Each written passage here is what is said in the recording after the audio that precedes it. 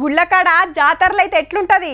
ఇంటోళ్ళంతా ఒక్కపారే గుడికి పోతారు, బోనం ఎక్కిస్తారు, ఒడిబియ్యం పోస్తారు, కళ్ళు సాక పెడతారు, యాటలు కోస్తారు. ఆటెనక చెట్ల కిందికి పోయి మంచిగా వండుక తింటారు, తాగుతారు. కానీ అంతటా ఒక్క తీర్లనే ఉండదుల్లో. ఊరిని బట్టి, గుడిని బట్టి, అక్కడి కట్టుబాట్లను బట్టి ఒక్కో గుడి కాడ ఒక్కో తీర్ల నడుస్తుంటాయి. ఈ జాతర సుత గసంటిదే. మరిడా స్పెషల్ ఏందంటే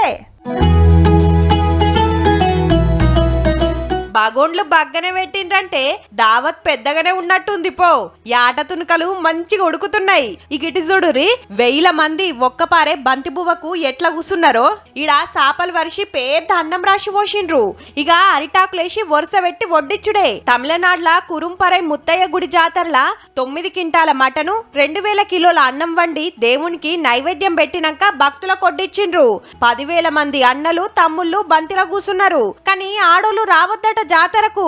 తిన్నోళ్ళంతా ఆకులు అట్లనే ఇడిచిపెట్టిపోయినరు. ఆరం తర్వాత ఆకులు ఎండినాక మహిళలొచ్చి దేవుణ్ణి దర్శనం చేసుకుంటారు.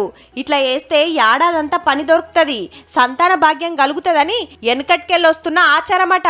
ఒకళ్ళు ఎక్కువ ఒకళ్ళు తక్కువ అనే తేడాలు ఉండొద్దని గిట్లా బంతి భోజనం పెడతారు. మనుషుల నడుమ తేడాలు ఉండొద్దని ఇంత గొప్పగా కార్యం చేసే కాడికి ఆడోళ్ళని రానియకపోవడే గమ్మతుంది పో.